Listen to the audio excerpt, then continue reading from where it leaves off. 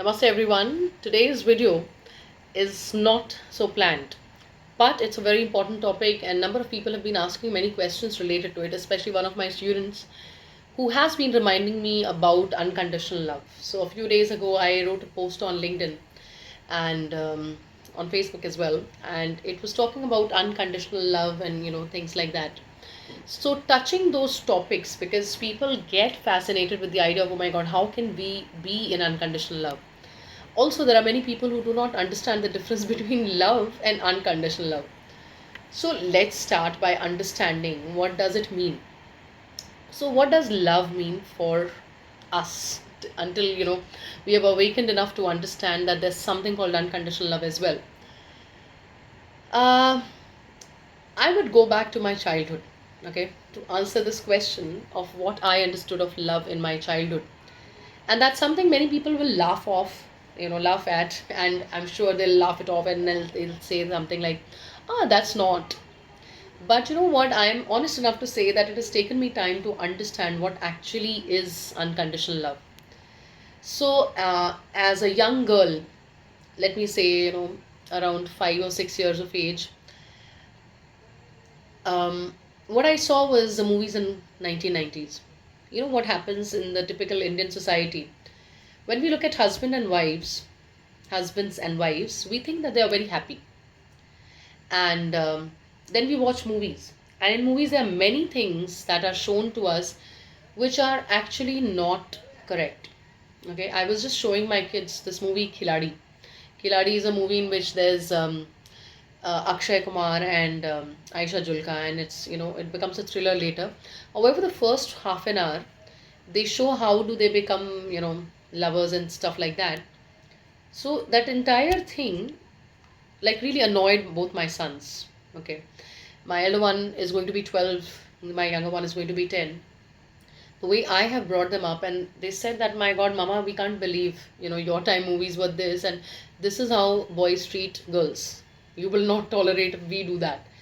So the fact that as a parent I have been consciously making them watch content and guiding them, this is correct, this is not correct. And but we were left in the sense, most of us have been left to watch movies and make our own judgments, because most of us, there is this term that I would really want to use, as we are all unawakened. Okay, I was a part of that unawakened crowd, wherein I was left to make interpretations from the movies and make interpretations from whatever is happening in the world. The girl gets married, she has to leave her parents' house, go to the guy's house, and then tolerate everything, do all the work, and yet be called she is not doing anything.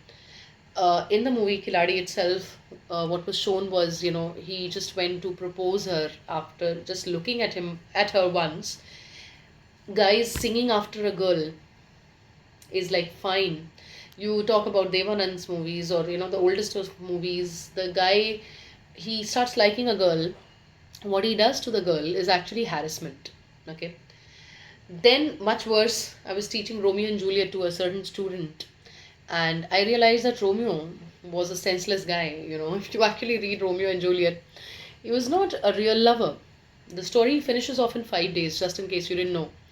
So the great great love story of Romeo and Juliet is also not a typical love story, of the unconditional love I'm talking about. Romeo liked someone else previously. He went to the party to see that girl. However, he manages to see another girl, that is Juliet, and he starts liking her. He goes and kisses her, and she allows him to kiss her. And that is why he decides to get married to her the very next day. How sensible is that story? I always had thought since my teenage that what people call as love marriage is also not love marriage in a way. Like, they decide to fall in love with a person who's 2 years older, of the same community, of the same caste and religion and everything.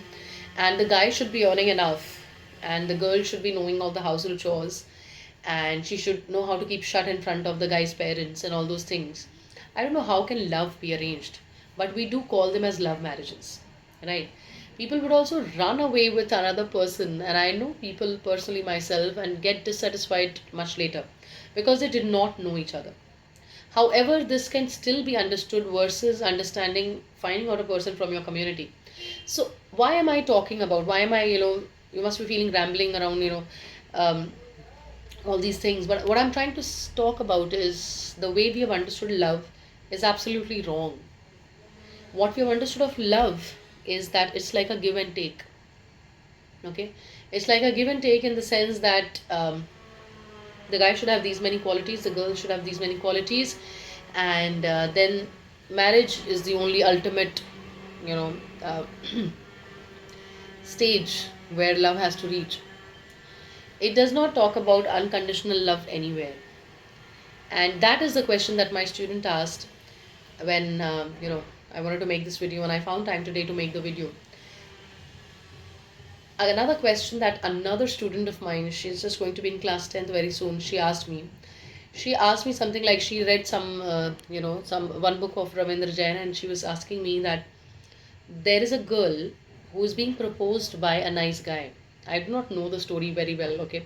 So pardon me if I'm like telling this wrong story. But what I understood from her was the fact that there's a guy who's a very nice kind of a person, and he falls in love, so called, with another girl, and he's a very nice guy, and even the parents of the girl are very supportive, but the girl doesn't want to be with that guy. Okay, something of that sort. And the question that this student of mine asked was she correct in not wanting to be with the guy, even though the guy is like so good? Because the guy was the main character of the story. So we take the narrative like we are the main hero. So consequently, she asked, was the girl right in rejecting the guy or things like that? So what I told her is what I'm telling here is feelings, emotions are never wrong. It's only the reactions which can be wrong. And coming back to love versus unconditional love, love of what the world understands is a give and take. There are terms and conditions which are applicable, and it always enters into a relationship domain. But when you talk about unconditional love, there are no conditions attached. And to an extent that you may not even be meeting that person, and you still love that person as much as you loved the person when you had been with the person or when you met the person. uh, so unconditional love is something which cannot die. Okay, and there are no terms and conditions applied like you should get married to me, then only I love you. If I love you, then you should love me back. No. So unconditional love is a situation where you can't help yourself. You can't help loving that person. You will always love that person. But let me put a but here, but, but. The but here is that unconditional love does not mean tolerating nuisance, you know, because in after some of my twin flame videos, I've got some women coming back to me and saying that I feel my husband is my twin flame, or I feel my boyfriend is my twin flame, and these are abusive men, narcissists, and that is why I cannot move out of that connection. No, you cannot move out of that connection because you don't have enough courage, because you don't love yourself enough. Even if it is your twin flame and he abuses you, or he's a narcissist, or he goes and has relationship with other women, the first thing that you should do is to leave that person behind. Because when we talk about unconditional love, you know it doesn't mean that conditions are not attached to his or her behavior. It means that whatever he may do, you will still continue loving him. Now, loving not in the sense of an act, because even before you love someone outside of you, the first responsibility is you yourself. You have to love yourself first, because all that God has given you is you and no one else. When people think about twin flames, because the most spiritual connection that I know about is the twin flame. And to an extent that I've heard, and I've not just heard, I've seen my own twin flame a number of times, even though he is somewhere in the world. But at times when I have to get some message, I can literally see him in front of me. Or in the Vipassana experience, um, when I had transcended the mind 3 days, he was right there in front of me. Okay, so when you talk about unconditional love, you have to not think about, or expect that person's return, or expect that no, he will also love me one day, or he will also be crazy like I have been after him one day. That is not love then, okay? That is fantasy. At this point of time, many people talk to me and tell me that, twin flame must be the most romantic connection. So if you talk about romance in the sense that, oh my god, that person is you only, okay? um, Let me just give you an example. So, you know 1 month ago I saw my twin flame in my dream, and he looked very changed to, what he looked like. I've not seen him for 3 4 years, and off lately I saw his picture. He looked exactly like he looked in the dream. So you have that level of connection. Now, in the divine sense, if you think of this as romance, yes, this is romance. But when you talk about romance in the way that the guy is going to be after the woman, like the girl, and she has to say some things, and role play does not come in romance. Role play and romance does not come in the divine form of love. Romance is something which is human made. Romance is something which is artificial. I am sorry if you were being hurt at this. Romance is as artificial as your straightened hair, you know, like the curls becoming straight, or, you know, you giving different colors to your hair, or you bleaching your face. It's as artificial as that. So, romance will not always stay. And that is why there are so many disappointments after maybe 6 months of the marriage, or 1 year of the marriage, or maybe even 2 months of the marriage. People think that when they will be in love, oh my god, there'll be such a, you know um, the heart palpitation, and oh my god, you're going to have that butterfly inside your stomach all the time. It doesn't happen like that. Yes, but even when twin flames meet, and especially in the unhealed state, um, it's a very difficult situation when you are in front of your twin flame. You are at such a high vibration because your own frequency is right in front of you, that you feel nervous, torn, you feel afraid. Your body, sometimes you also develop, you feel feverish out of the fear, but that is there because you are not healed, okay? And yes, in the beginning, twin flames may look forward to a romantic connection because they don't understand the connection so well. They don't understand why are we attracted to each other so much, despite the community difference, or despite the age difference. However, later, as the healing moves on, more and more peace comes ahead. So all those people, all those, couples I know who are twin flames, reunited finally and got married to each other, are living with each other, they are not talking about being lustful about each other. It's something like, you want to eat pizza so much. Oh my god, I want pizza. Oh, today also I want cold drinks, and I want this and I want that. Like my love for coffee as it used to be. I need coffee every day, or some people chai. But how about chawal dal, and in Bihar we call something like bhujia, okay? So that aloo ka thing, and maybe what do you call, hara dhania ki chutney and things like that, or having a papad, or the kind of khichdi that I make a lavish khichdi, and with that we have aloo ka chokha, bagan ka chokha, and then we also have papad. Do you like lust for this kind of food? No. You may get crazy after um, you know pizza or cold drinks, but you love it in peace, and you want to have it with your family and feel relaxed, and then maybe lie down or maybe go for a walk after the home cooked food. So love is actually like the home cooked food, and pizza and whatever nonsense which doesn't go with your body well is the kind of quote unquote love that the world has defined as, or what we expect from love and from marriage. It's nothing that is going to stay for long. You can't have pizza every day, and I'm sorry if you are having, you already know the effects. Okay, so that is the difference between love and unconditional love.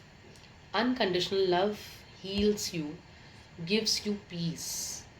It doesn't, so I've heard many women say that, oh my god, I got a love marriage done, and after the love marriage, two kinds of things I've heard, and I'm going to talk about it. One lady I know, she keeps criticizing her husband. She keeps talking to the husband, don't, you have not done this, you have not done that. And then In a very fascinated manner, she says, I don't know why does he do this. She's so much in love with her husband, and I'm so happy to see such couples. I'm like, so it brings back the faith in humanity and love in me when I see these kind of couples. And she says, but he's not very romantic.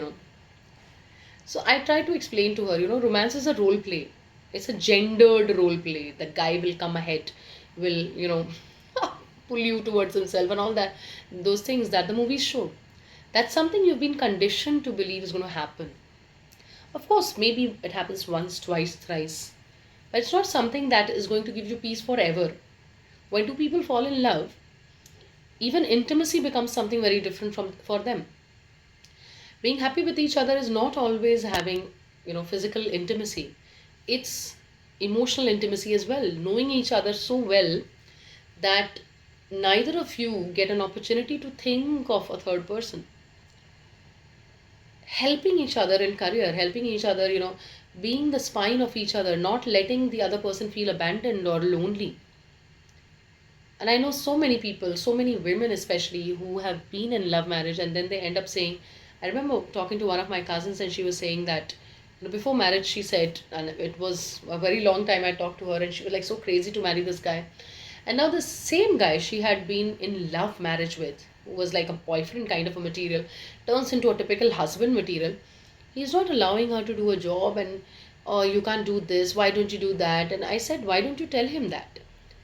And she said, he will not understand. And I just felt like asking, dude, then why was it a love marriage? If you don't even have the independence to speak to your husband and tell him what you like and what you don't like, it's not a love marriage at all. Then it's not different from the typical toxic arranged marriages. So the idea of romance also is nearly non-existent in an unconditional love. I'm sure there is physical intimacy, and it's much more than what a person can imagine. It's much heavier, and but it doesn't bring something like, I need more and more. It brings you to a state where you feel finally satisfied and you feel like, I'm having peace in my life. So that's one thing about unconditional love that you need to understand. And the kind of love that we are perpetuating on this planet is not the kind of love that will bring you peace. Okay? It's a role play. Okay? And the role play changes according, just as the government changes the rules and laws, the role play also changes as per the society. So maybe 100 years ago, women had no say and they could not move out in the open and like do some job and all those kind of things. Now things are changing, so the world will also have to change. No comments on the genders, otherwise that will take another half an hour to talk about. So my student, the main question that she asked was how to be in unconditional love. Now unconditional love is not something that you can do mentally. Okay, it's not a mental process, it's a spiritual process. Now there are some connections like the mother child relationship. To quite an extent it is like unconditional love. And whether it be your twin flame, whether it be your children, you have to stay connected to your own thoughts, emotions, and keep correcting yourself every now and then. Like, how do I do it? So sometimes I feel lonely, like without my kids, and then when they come back home, and then I'm very happy. In this meanwhile, I have to remind myself, Arunima, they are growing up, they'll move out for studies, and then you will have to be alone one day. Okay, so you have to keep checking yourself, because even though I love them unconditionally, and I say that very openly, that I am not looking forward to them leaving their marriages to be with me. Okay, because for heaven's sake, I don't want to be the mother-in-law that creates problems in the son's life and pulls him out of the marriage. On the contrary, I would really want my sons to know that they can love another woman freely. However, there are consequences of every choice. So if I allow them, again the word allow, if I give them a life in which they can love another woman much more than me, then it also gives me a life in which, there's no one who's thinking of me as the most important, right? So, can I pay that cost? Is the biggest question. If I think of someone in a way that I love this person so much, and I cannot forget this person, I'm always going to send him or her blessings and healing and everything, I have to be fine if in future I see this man with another woman, or if I get invited to his marriage. So that is for everyone, all the divine feminines, the twin flames, or the girls who think, oh no, even I love my boyfriend in an unconditional way. So are you ready to pay the cost? That is another question to ask. And most of the times we are not ready to pay the cost. Okay, and sometimes it's fine not to be able to pay the cost of going to someone's marriage whom you love, or of knowing that, oh, this guy whom I loved loves some other girl. So it's fine to stay away from that person and still keep loving and blessing that person from, you know, a distance, I'd say. So there are a lot of questions that you need to ask about understanding. Um, First of all, understanding what is unconditional love. Unconditional love means you love whatever may happen, but it does not mean you are going to forget yourself for tolerating abuse for that person, from that person, or tolerating that, okay, even if he doesn't think of me, I'm going to put that person on my head all the time. No. So the very seed of unconditional love can be sown on the soil, which knows that the first unconditional love that I should have is for myself. Yes. And this is something which has taken a long time for me to come at, and I'm still faltering at places, but I know that I am reaching that place. So how do you love yourself unconditionally? When I look at my picture, even 3 4 years ago, I'd lost a lot of weight, and I was looking very slim, and people thought that I had lost not just weight, not just 15 kg weight, but perhaps 12 to 15 years of my age as well, because I used to look very young. And so looking at those pictures, I might just feel so like a void in my heart, and I might just feel very unhappy. And which brings me to the main point of understanding unconditional love for yourself is, I must accept and love myself as I am today. So what if there are wrinkles and my hair is graying, or when I look at my hand, it doesn't look like the hand of a that young girl, or so there may so many things. Maybe the complexion goes pale, and so even your maybe the cheeks are falling down, and you can see age coming on yourself, and you can see number of diseases being attracted in your body, like I am doing that in the present era.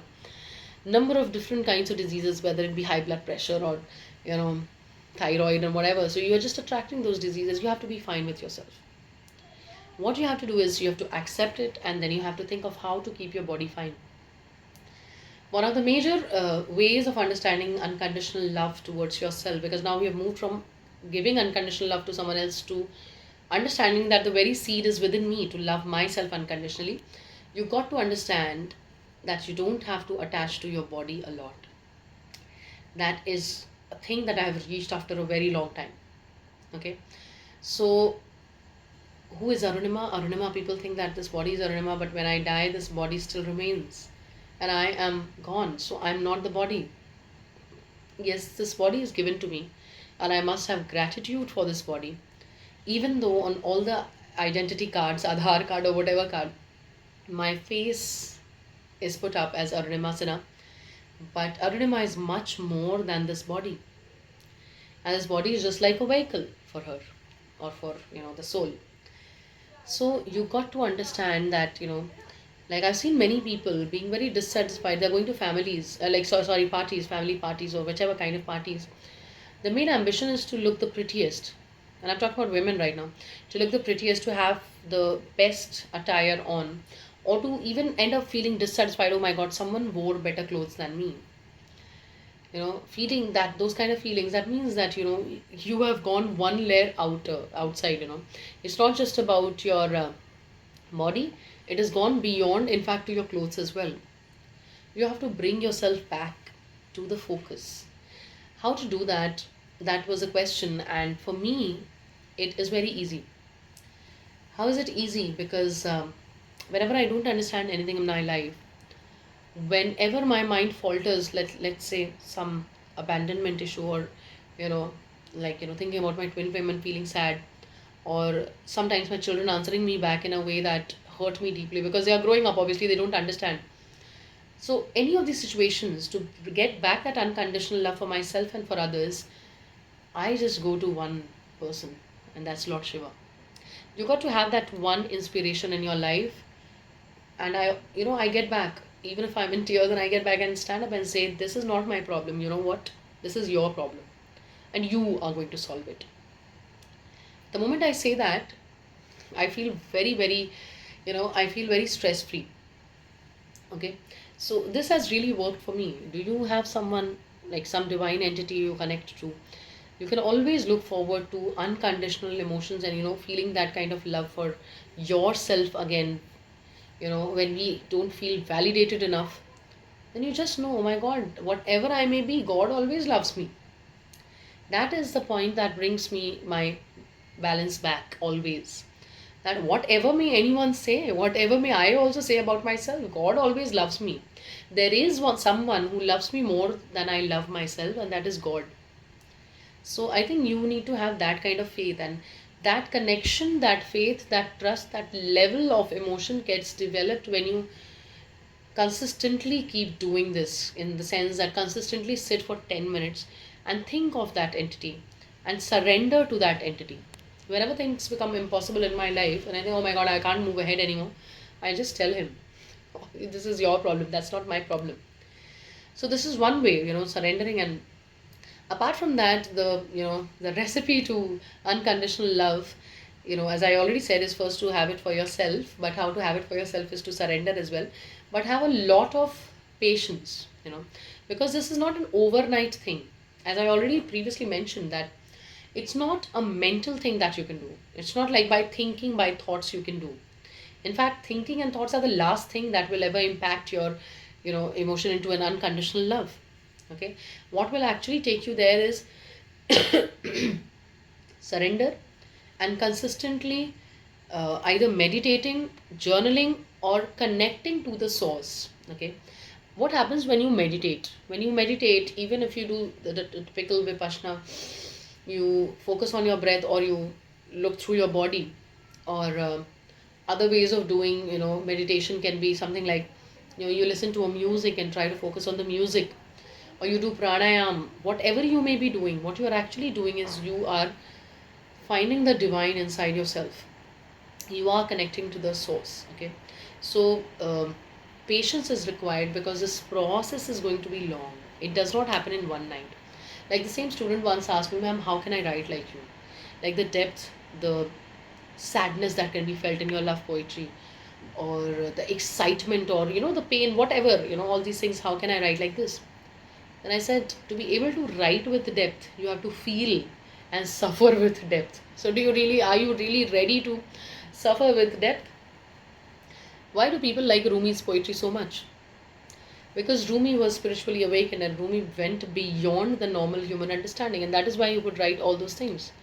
So people who have felt the depth of pain, the depth of emotions, and been very sad, are the people who will appear to be the most calm people. While people who are still struggling and are on the waves, the wave that goes up will also come down. So you will have to stop being on that wave. And for that, you need meditation. And for that, you need journaling. And for that, maybe you need some yogic practices as well, related to yoga, pranayama, and all those things. So that's the second point that apart from surrendering to God and all, the second thing I'd say, that you need to connect to the source in some way, vipassana, or meditation, journaling, all these things. Another thing that I really want to talk about is already something that I had mentioned a little, is that you must trust your emotions. To understand unconditional love is also to trust your emotions. So, just like another student of mine asked, and I've just mentioned it some time ago, that was a girl correct in not wanting to be with the guy and wanting to stay alone, even when the guy was very nice, and the parents were also saying that, oh, the guy is very nice. So you know best what do you want. If you love someone, I am the first person. As a parent, also, I've said that to my kids. As a teacher, when children have come to me as ex students and asked me what should we do, or anyone, you'll always hear me saying the same thing. If you love someone, the only thing that you need to do is to talk to that person and tell that person, I love you. There is no use keeping it in your heart. That's absolutely foolish. And I'm not trying to judge you at this moment. I'm just trying to say that what is the need to keep love inside your heart? Love is the most valuable emotion you have for anyone. So, what will happen at the most? The other person will say, no, I'm sorry, I'm not interested. At least you've said it from your side. And some people think of, oh my God, I'll be insulted. It will be so awkward, and I'm so afraid to talk to that person. That person's going to block me. It's all right. Did you take your, did you, take the actions, the right actions at the right time? That's the main question that matters. Because if you know that what was required to be done is done by me, you'll be at peace with yourself. Don't think about being at peace with someone else. That's, I think that has been one of my biggest priorities in life, to be at peace with myself, right? And even at the point of time I said this, um, for whatever reason the electricity went and now it has come back.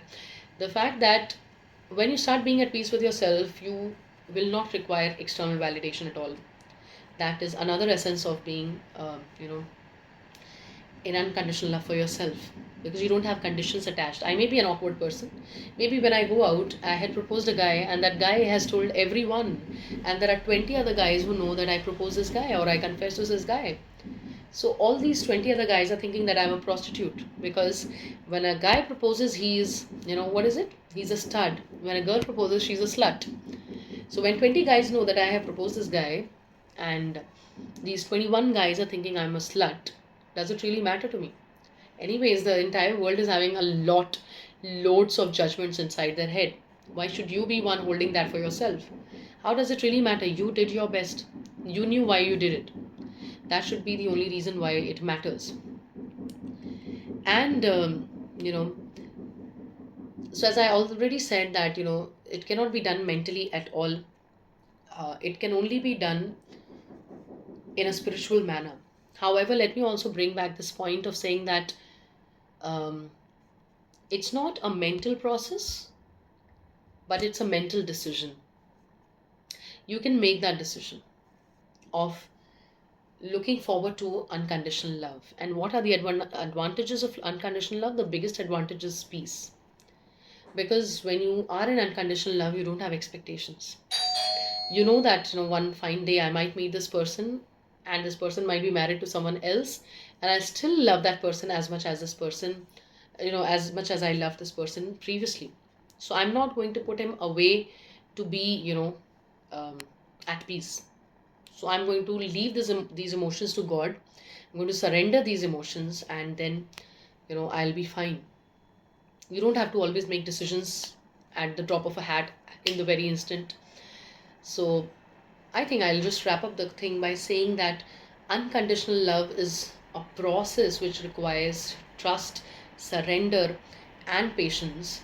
And the decision is going to be a long term process. So you got to also be very consistent with it.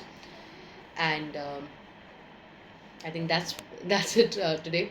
If there are any questions related to it, please do let me know. I really like to talk about these things, and in fact, sometimes when I don't have the answers, I get back to books and even read tarot and sit in meditation to get the answers. Thank you so much. Signing off, Arunima. Namaste.